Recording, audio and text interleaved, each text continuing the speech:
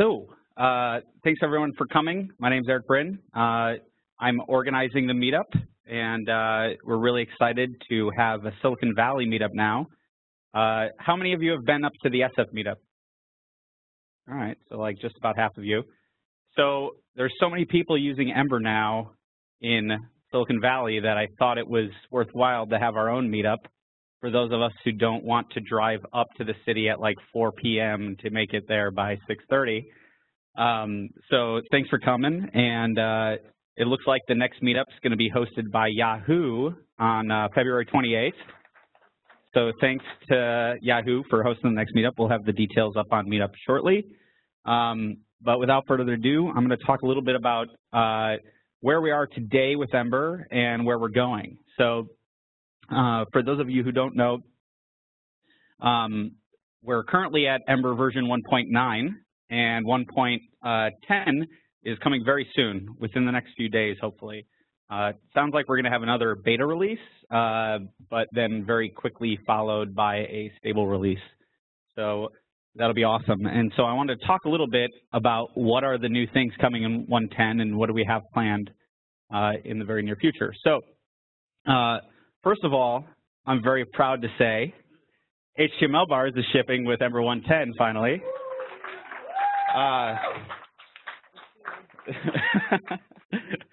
So HTMLVars has been a really awesome project to work on, and it's been a group effort. I'd like to personally shout out to Chris Selden, Martin Munoz, and Matthew Beal, who have been awesome and done great work. So let's talk a little bit about HTMLVars for those of you who aren't familiar with it already. What is it? So HTMLVars is Ember's new templating library built on top of handlebars. So most of you are probably familiar with handlebars already, or you're familiar with perhaps Mustache as a templating language. It's a very simple templating language. The idea is to keep logic outside of your templates. And so the differentiator for HTMLVars is that it understands your markup, whereas, and so it can be smarter about how it does its job.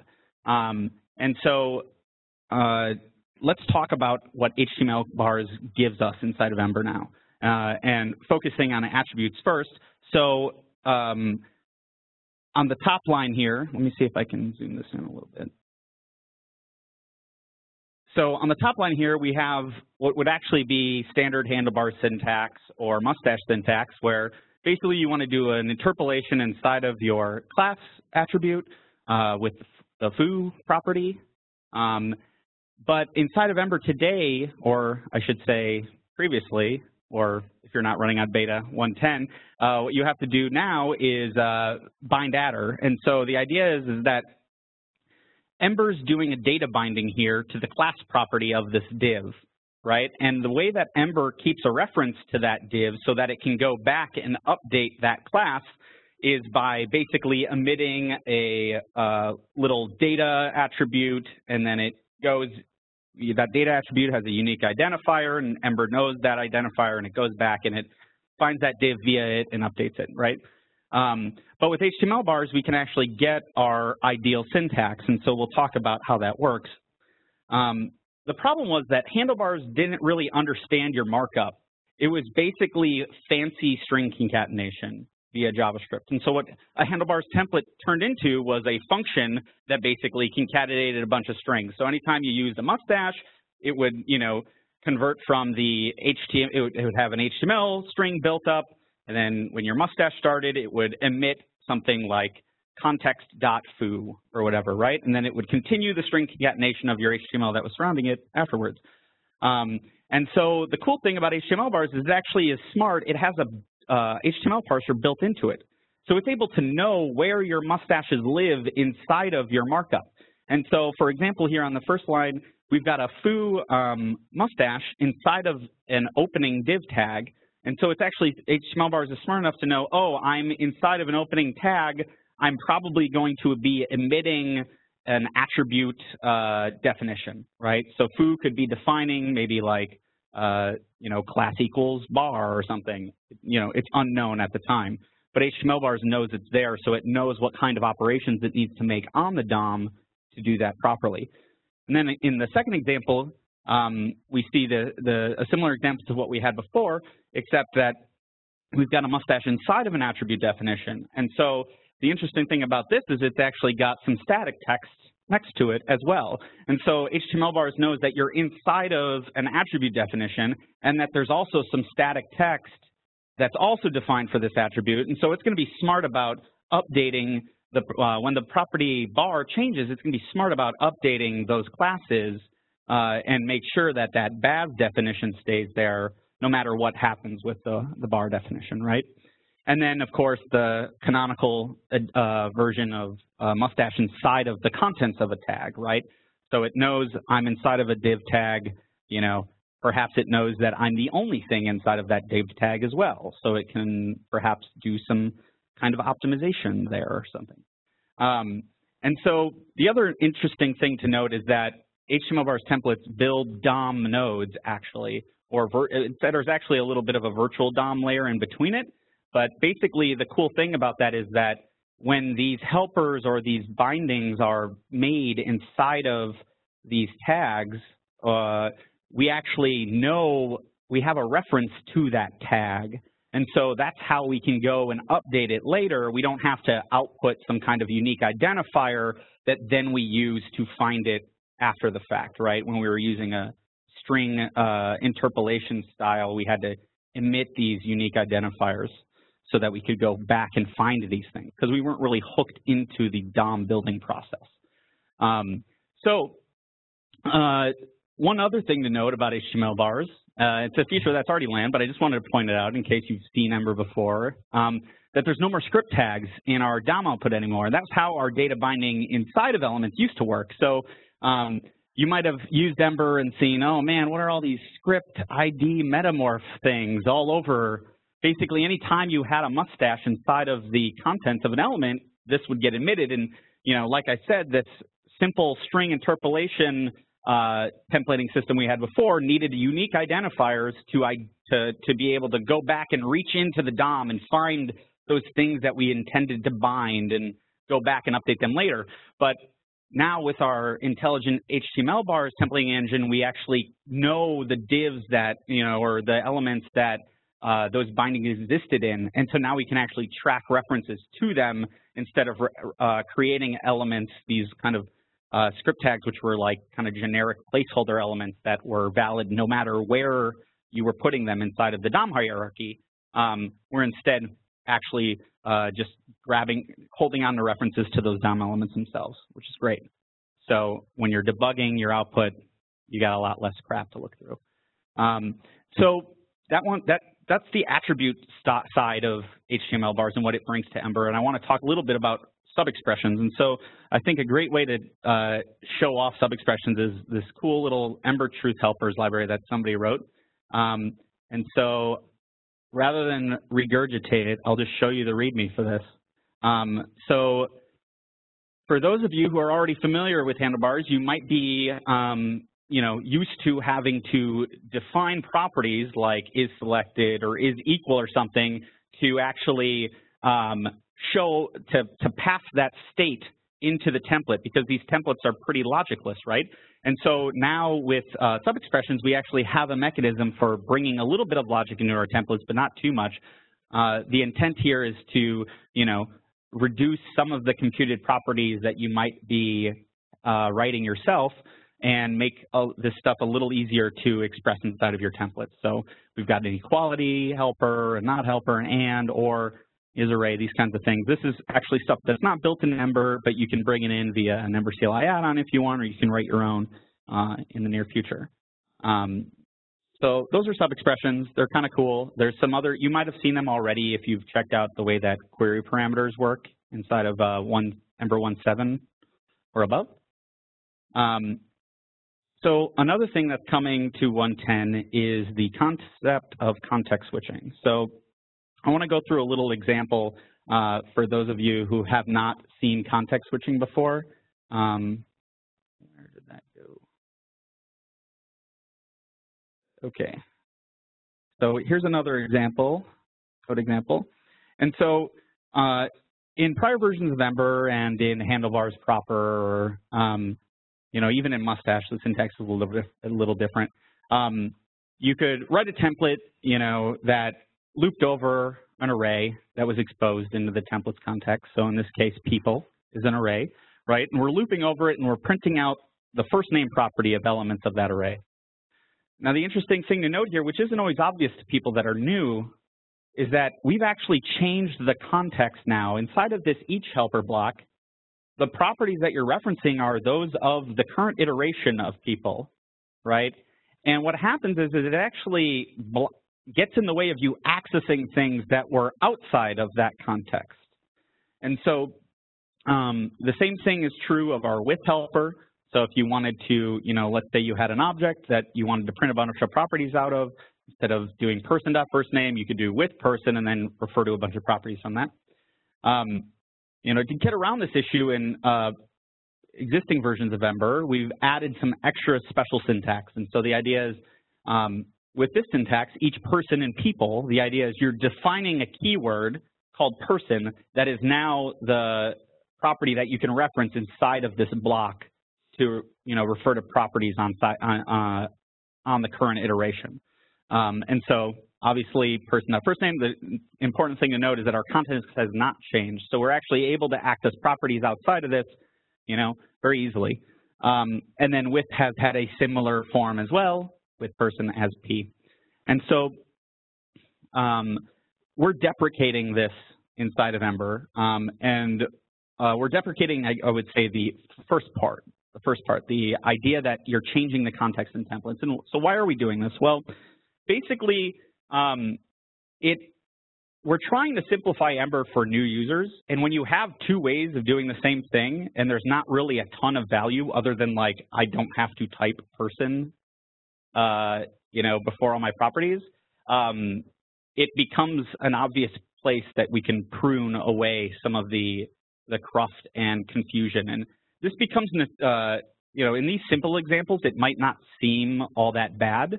But what happens is that people, have large amounts of markup in between these eaches, right? And it's very easy to lose track of what is in scope at that point in the template. And so the idea is let's eliminate the scope changing at all, and then you're always able to access things basically by looking up and seeing what keywords might have been defined previously. So we're saying goodbye to context switching in Ember 1.10. It's deprecated. It'll still work in Ember 1.10, but in Ember 2.0, it will be removed. And enter block params. And so this is a good time to point out that Ember now has an RFCs process. And so if you go to Ember.js /RFCs on GitHub, you'll actually be able to see a repository full of a bunch of Markdown documents. So if you're big on the Ember, if you're big in the Ember community, or you have an idea for a feature, you can actually now, there's a formal process, you can go and submit a document proposing your new feature, and there can be a discussion about it. And if it's accepted, the implementation is, okayed for inclusion inside of Ember. And so one of our good friends, Moon, who's been working on HTMLVars a lot, has introduced this RFC. It came out of a lot of discussions on the core team. Basically, we're going to have a unified syntax for how helpers and components can expose properties out, expose keywords out into the scope of a template. And so you'll see here that we've got each people as persons. So this is kind of an interesting mashup of the two each and with syntaxes that we saw previously. The interesting thing here is that these two syntaxes will still work, and I believe they're still going to work inside of Ember 2.0. But the funny thing is that these were kind of special cased syntaxes inside of Ember's version of handlebars. And so there is no underlying API for you to be able to do anything like this with your own helpers, other than, it was kind of hacked in a way. And so block params are a formalization of that concept. And it's formulated such that you can implement it yourself in a component.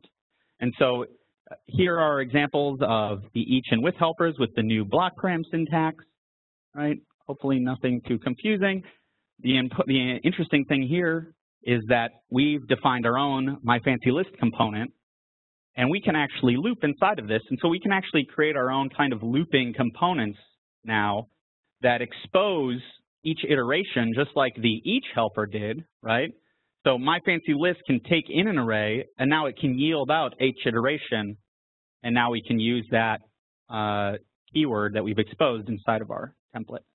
So we think this is going to be a pretty powerful enhancement to the handlebar syntax, which is, purely, it's actually, block params do live in handlebars 3.0, which hasn't been released yet. So right now it's primarily an HTMLVars feature. So we're really excited about block params. You should definitely check out that RFC as well if you're more interested in more information. Another thing we've done in Ember 1.10 is to improve our dependency injection system.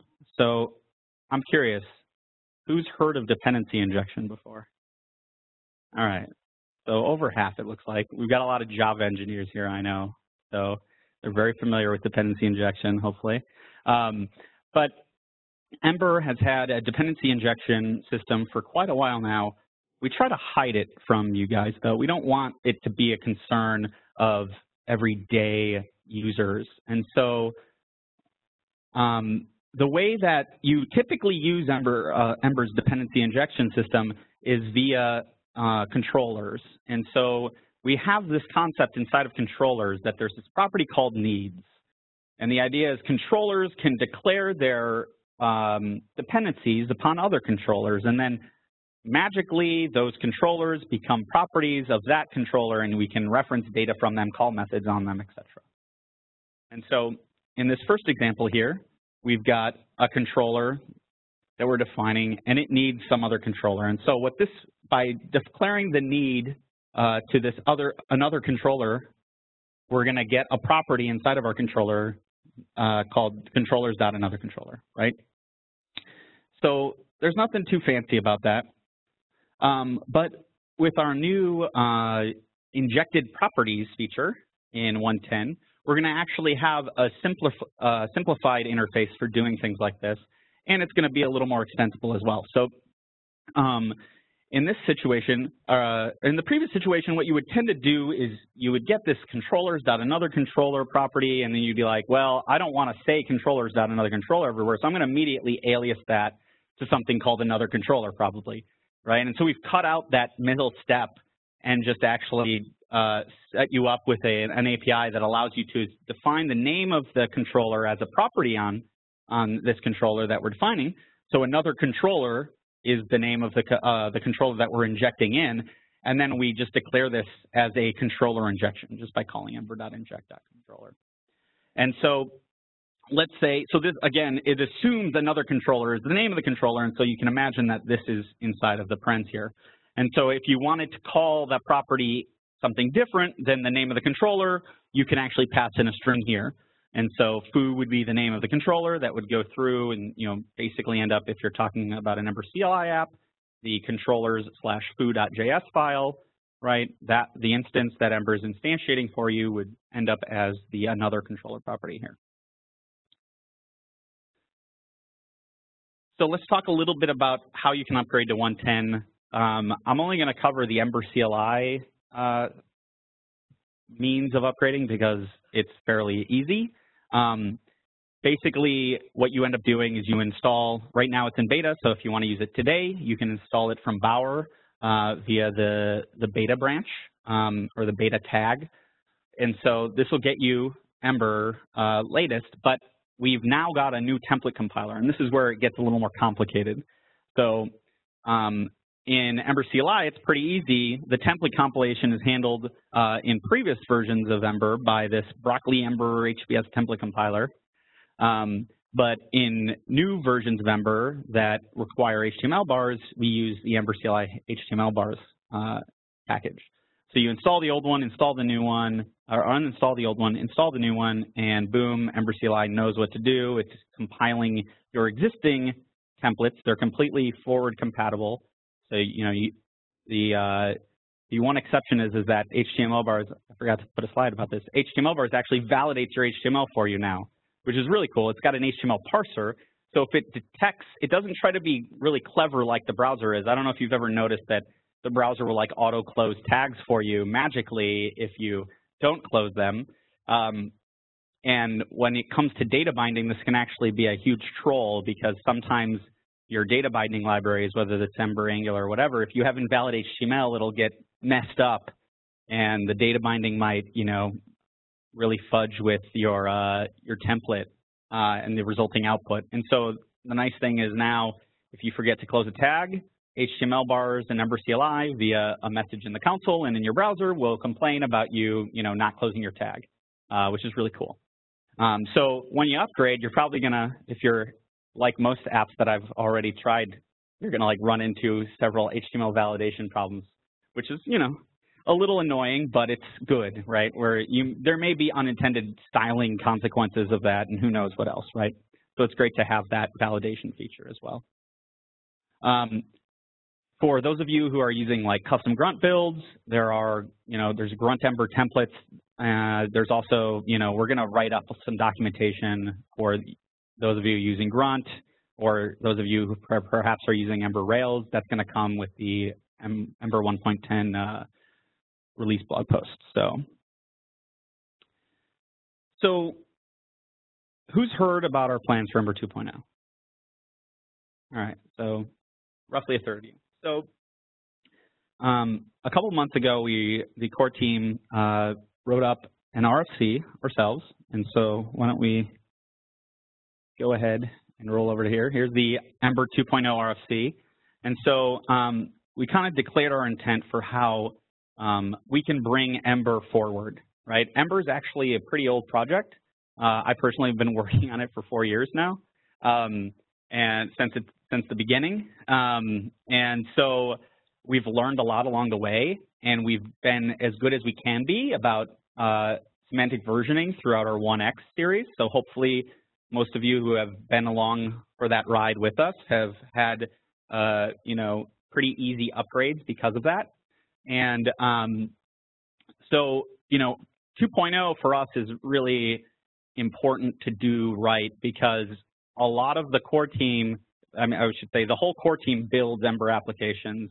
Some of us consult with other companies that are building Ember applications, and we don't want to fracture the Ember community with people that are using Ember 1.0 and then people that are using Ember 2.0, right? We want to have a nice upgrade path for people while being able to still evolve the framework, right? We want to take the lessons that we learn and we want to make changes to the framework, but without leaving everybody behind. And what we call that is stability without stagnation. That's kind of our motto for our plan with Ember 2.0. And so I'm not going to talk a lot about Ember 2.0. I'll touch on a few things that we have planned, but I really suggest, if you haven't already, check out the RFC for it. There's a lot of discussion. This is still a work in progress. The important thing to note is that Ember has a 6-week release cycle. And so what that means is that, for us, the move to 2.0 isn't going to be, it's not some separate branch that we're all working in and then someday is going to land as the magical 2.0. The way that we work on Ember is iteratively, and so we're going to have several 1X releases that are going to start introducing the things that are in 2.0, and we're going to start deprecating the things that we want to get rid of. Some of them are already deprecated, you might have ran into in the 1X branch, but haven't been removed, and they're going to be removed with 2.0, right? And so, we're going to try to make this as, mechanical of an upgrade as possible for people so that it's not some rewrite. We want to avoid you feeling like, oh man, we got to rewrite everything to be on Ember 2.0. If that's what you guys, if that's how you feel, then we've failed, and you should tell us that. That's not our intent at all. So with that said, we're going to start talking about a little bit of some of the things that we have planned for 2.0, and you're going to start seeing these in future Ember releases, the first of which is Ember 1.11. And so just to cover very broadly some of the features that we have planned for Ember 1.11, first of which is the inline if helper. And the inline if helper is a very simple concept. So we've had, you've seen in prior slides, we've had a bind adder helper, right?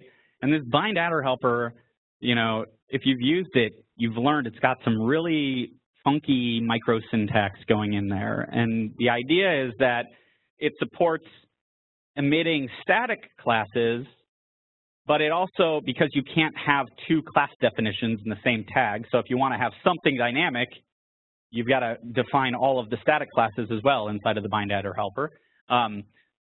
So an example of that here is like this div class something static, right?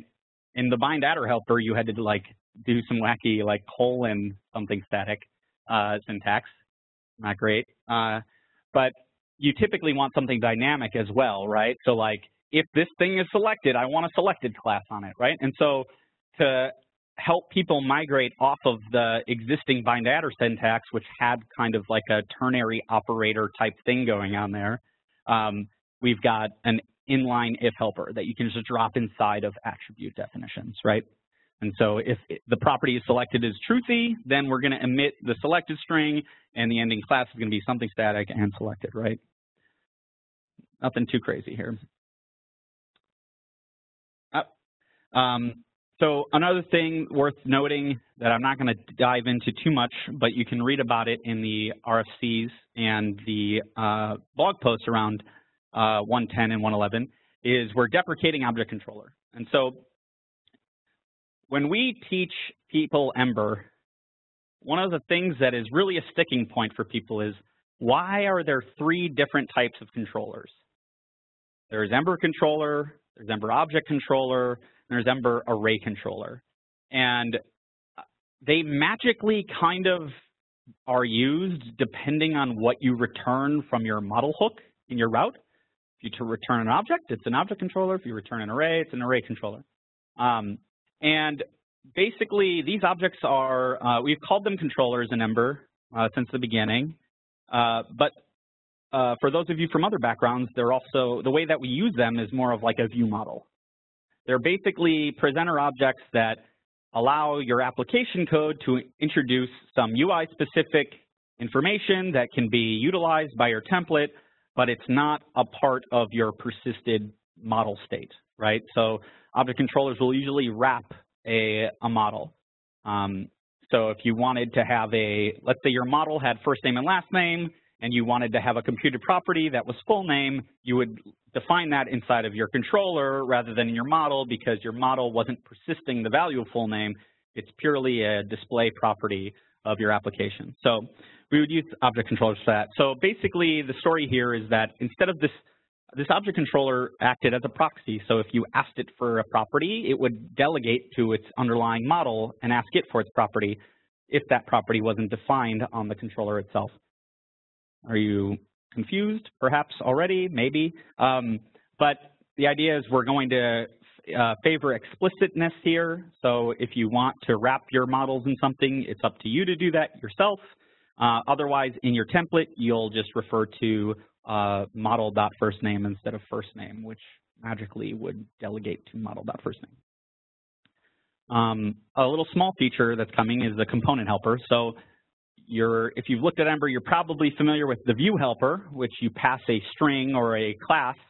The component helper is basically the same thing except for components, but it does have one nice feature, which is that if you pass it a property path, it will actually, and that property path changes, it will actually swap the types of components that are there.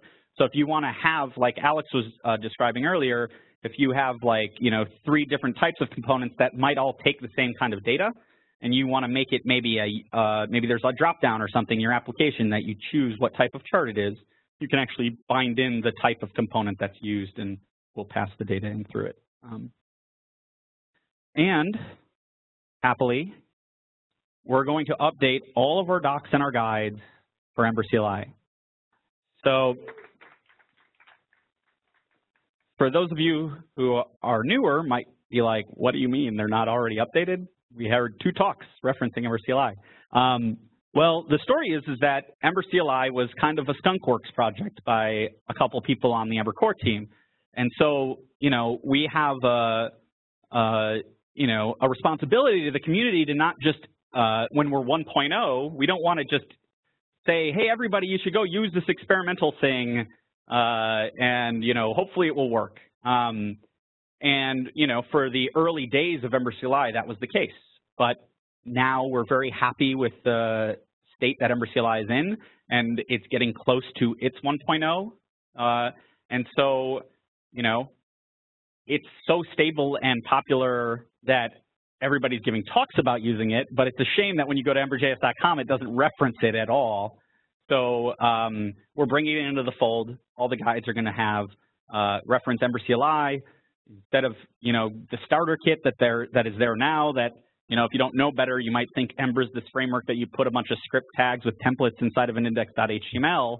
If you've seen the starter kit, we're going to actually show you npm install Ember CLI on the homepage now instead of download a starter kit. So that's coming hopefully within the next few weeks, which is going to be great.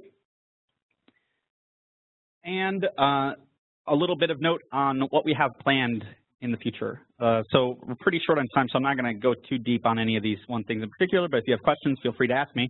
One of the important things, I'm just going to run down those because I don't have slides for every single one of them. There's a new component syntax coming, hopefully in 1.12. We've got some sweet virtual DOM diffing coming as well. Some other performance improvements to our view and component layer. We're getting rid of our jQuery dependency. We're pretty close, actually, to being able to shed that. So if you don't want to use jQuery, you don't have to. That might be important to you if you're on mobile.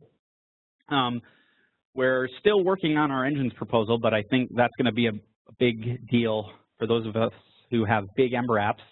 I'll talk a little bit about them, and then we've got fast boot and server-side rendering. So I'm going to talk first about the new component syntax. And so today, you're writing something like what you see on the top line there, right? You're just using mustache syntax.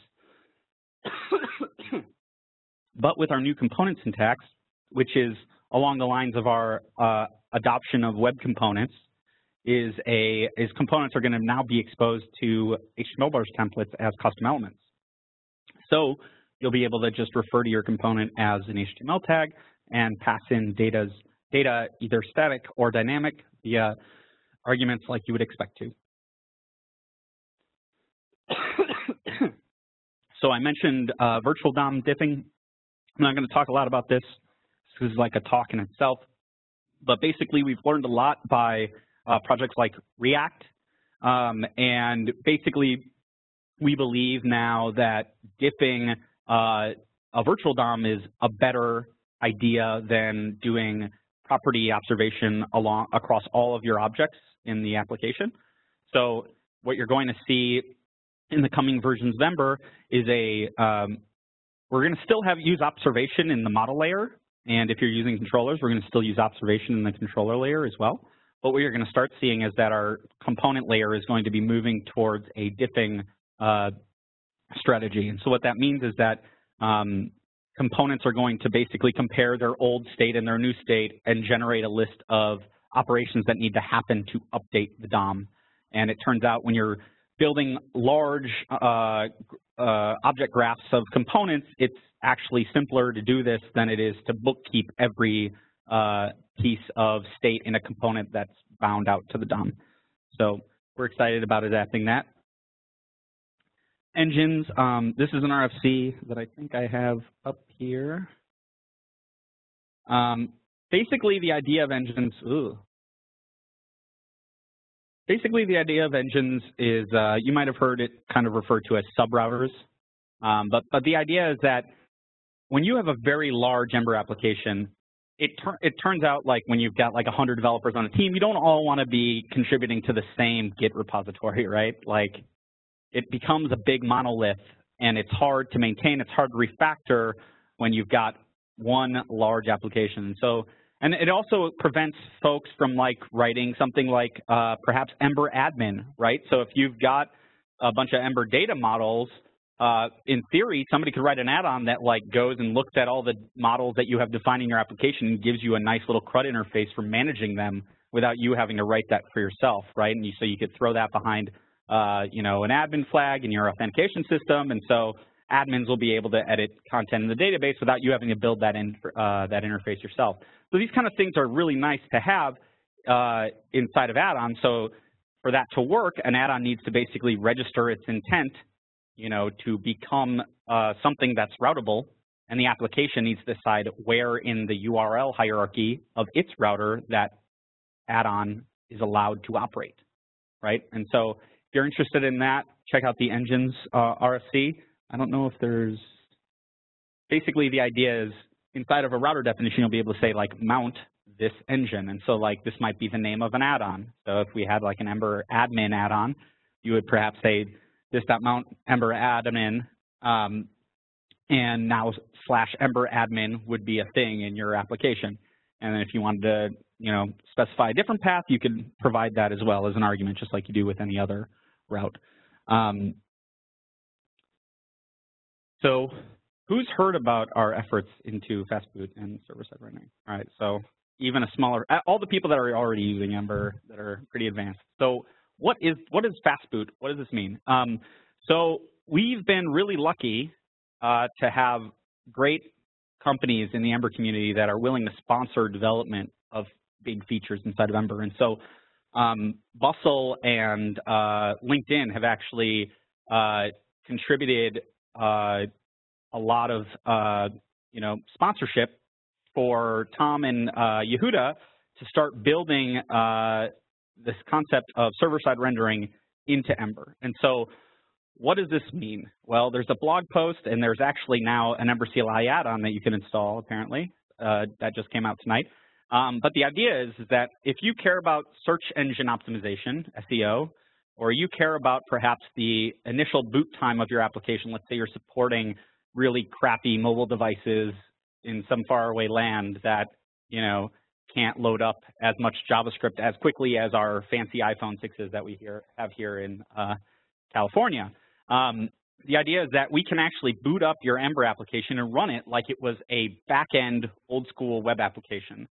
And so this thing can actually run, and if you ask it, you know, you can go to it via URLs just like you would some other, you know, a traditional web application, and it will spit out HTML just like it would on the client, right? And so the cool thing about this is that if you're, you know, a news site like Bustle, you can get Google and Bing and all these other search engines that may not have the fancy JavaScript interpretation features that the Googlebot has today because they use the headless Chrome to do their crawling, right? You can actually get your site's content indexed even though you built it as a fully client-side JavaScript application. And so what this Ember CLI Fast Boot add-on does is it basically like generates you a little Express app that you can go deploy to Heroku or whatever you want, and now you're serving up your Ember app basically without any JavaScript execution required by the client. And so there's limitations. It's not like, you know, the full realization of this plan is to actually be able to boot an Ember app, assume the rendered content from the server, and then like start it up from that initial rendered content, which is on the roadmap. But the initial implementation is mostly focused on SEO. But we're going to eventually get it to the point where you can actually like basically resume the rendering that was done on the server and boot it up on the client. And, you know, if data has changed since then, it will update those areas of the app that have changed. Otherwise, it'll, you know, look like the app was just rendered normally. So that's really exciting. And so that's all I have. Thank you very much.